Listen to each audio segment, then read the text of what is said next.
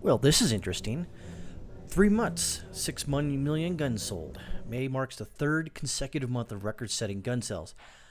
I wonder why. Can't imagine why. What is going on in the world right now that would sort of add to this, extraordinary gun sales in the country right now? Interesting. Who knows? We got to read the story then. Estimated 6 million guns have been sold since the coronavirus outbreak began in March, as May marked the third consecutive month of record high sales. More than 1.7 million guns were sold in May 2020, according to an analysis by Small Arms Analytics and Forecasting. This is an all-time record for the month and an 80% increase from 2019. The spike in sales comes as rioting grips the nation as the coronavirus continues to dominate headlines.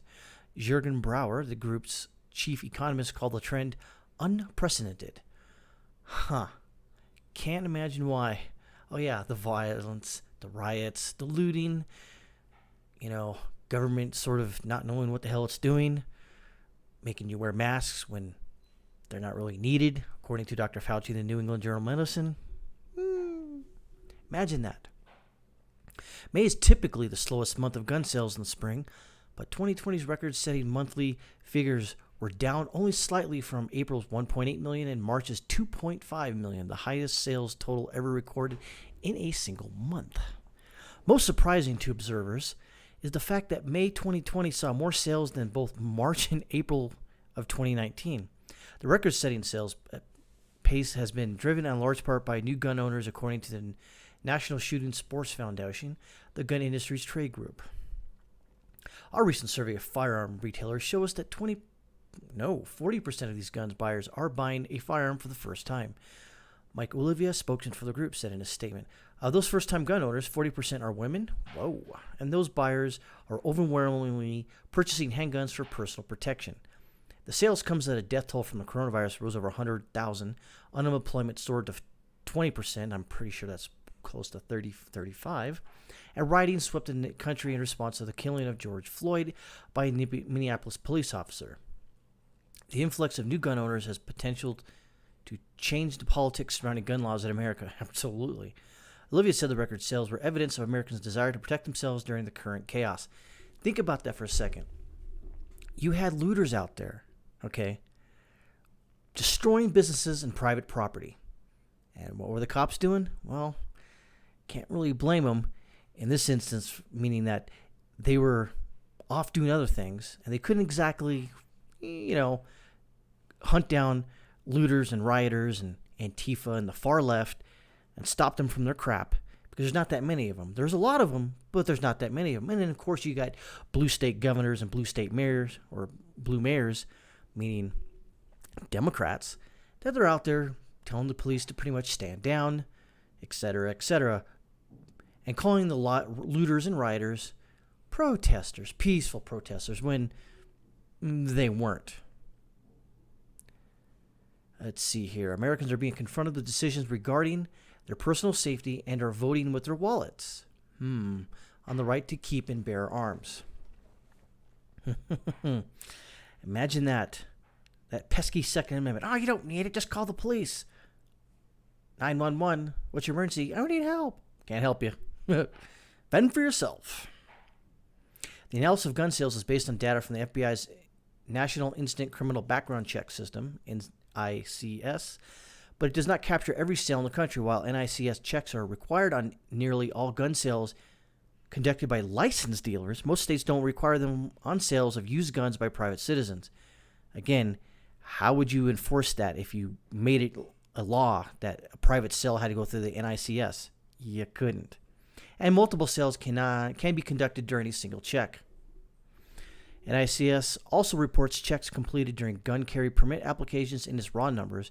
Small Arms Analytics and Forecasting attempts to parse out checks only associated with gun sales in their analysis. Look at this guy. Ugh. Anyways, so here we are. 81 days in. Things are starting to open back up. Well, for me anyways, in this country. The United States, not so much. There's a lot of wacky stuff going on, pallets of bricks showing up in non-construction sites, incendiary devices on people's lawns, bike messengers out there, spotting for Antifa. Oh yeah, Antifa doesn't have a headquarters, if you will. Not really. But they kind of do. So here we are. But all this going on, and not but 3-4 months ago, people were saying, and I'm pretty much going to quote here, for the most part, you don't need a gun. Just call the police. Or you got Joe Knucklehead Biden says, well, if you see someone coming up your front lawn or whatever, go outside with your shotgun and fire into the air 2 blasts from a shotgun. Really? That's your... Idiots. Oh, by the way, if I did have any guns, I'm not saying if I do. I don't have them in this country, obviously. But if I had them back in the States, I lost them in a boating accident. Whoops. They're in about 150 feet of water. I was taking my guns for a little trip, and they fell into the water somewhere. And whoops.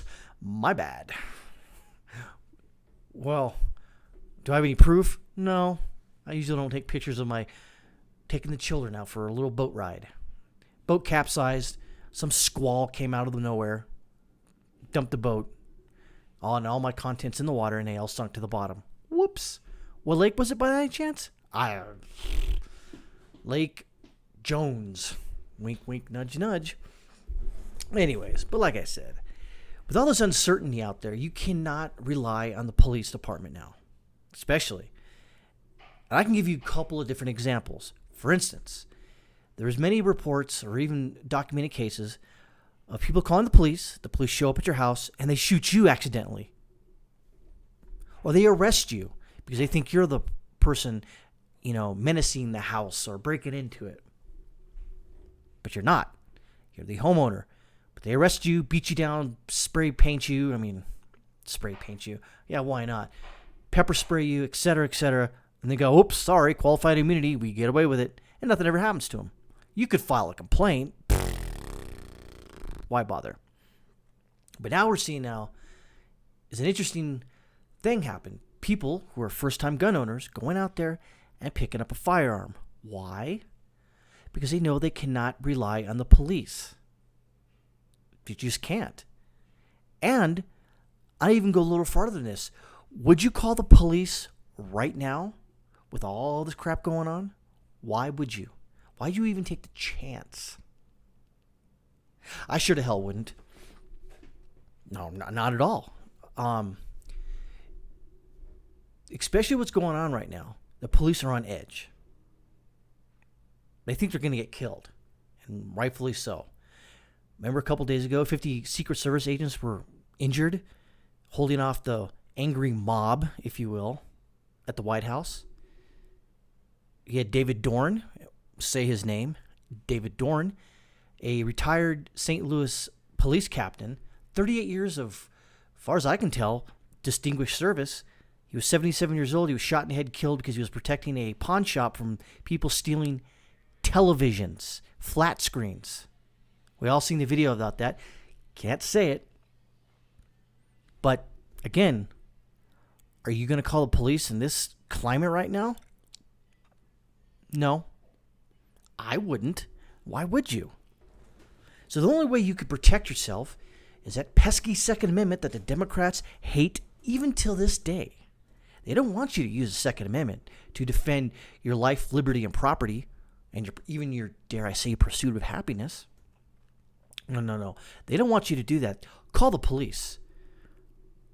Even if they show up the next day and you're laying in your own pile of, blood and piss because some angry mob broke in your house and beat the ever-living crap out of you, did God knows what to your family. The police show up later and go, oops, shoot. That sucks. Did you see anybody? Oh, they were wearing masks? Oh, yeah, well, sucks. Well, if you remember anything, let me know. Sayonara. And they leave. So the only way to really and truly protect yourself is with a firearm. And be vigilant. Especially since the inner cities right now and all the businesses have been looted right now. So they're going to spread out into the suburbs where there's really high value targets, and especially if you're in a state that doesn't value the Second Amendment like some states that I have lived in. Well, there's going to be a lot of deaths out there because these idiots out there that don't even know who George Floyd is, and dare I say don't even know who David Dorn is, the guy who was just shot to death defending a business. So, in this instance, I would definitely buy a gun and protect yourself and be vigilant, meaning keep the lights on your house, doors locked. Dare I even say, until this thing calms down, have everyone in your family sleep in one room, not in separate rooms, but in one room, and have an exit plan. Like you would have, say, an exit plan for a fire in your house. That's what I would do, and keep all your valuables in that one room. I mean, I don't know what else to tell you. Things are getting crazy. And let's hope they don't get crazy. And let's hope they pretty much stop in the next week. They just peter out and stop. Good. But still go out and buy a gun. Because as of right now, depending on the police is not a good option because they cannot be everywhere at once. And as they say, when seconds count, the police are at least 30 minutes to a day away.